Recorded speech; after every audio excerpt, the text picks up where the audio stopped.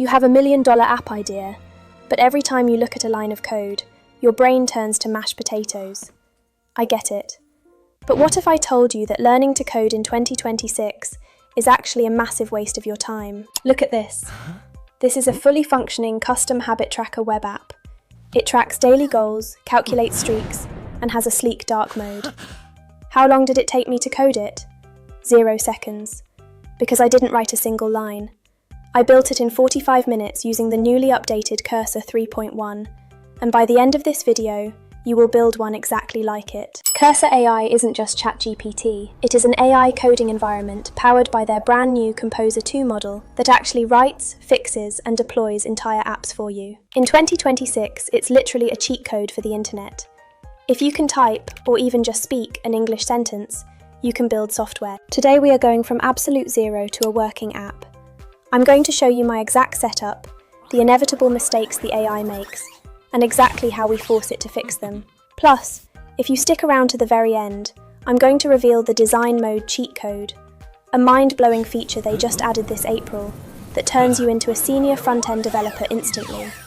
Do not build an app without it. The step-by-step tutorial. Phase 1. The agents window. Step 1. Download Cursor. It's free. Open it up and don't panic. Forget the old-school file structures. We are heading straight to the brand new Agents window. This is your command center. You don't need to know how to link HTML to JavaScript. You just open a chat in the Agents window, make sure Composer 2 is selected, and we start treating it like our personal software engineering team. Phase 2. The first prompt and the inevitable faceplant. Here is our first prompt. I'm just going to hold Ctrl-M and say it. Create a simple web-based habit tracker. I want to add habits, check them off daily, and see my current streak. Build the whole thing. Watch Composer 2 go. It plans the app, generates the files, and boom. Let's open it up in Cursor's integrated browser. Gross. It looks like a website from 1998, and the Add Habit button is completely dead. This is where 99% of non-coders panic, cry, and go back to scrolling TikTok, but not us. Phase 3. Visual troubleshooting like a boss. When the AI messes up in 2026, you do not try to read the code to fix it. You don't even need to copy and paste the error logs anymore. You literally just point at the problem. Because Cursor has an integrated browser, it already knows the app is broken. I just click this red error in the console, tell the agent, the button is dead, fix this, and it instantly reads the stack trace, realizes it forgot a JavaScript function, rewrites the code, and asks you to accept the change. Click Accept. Boom, it works. The secret to AI coding isn't avoiding errors, it's letting the agent diagnose its own mistakes. Phase 4. Making it sexy with multi-file edits. Now it works, but it's ugly. Let's give it a glow up. I'm telling Composer 2 to make it dark mode with neon green animations. Look at that. Because Composer 2 understands your entire project context, it updates the HTML, CSS, and JavaScript simultaneously.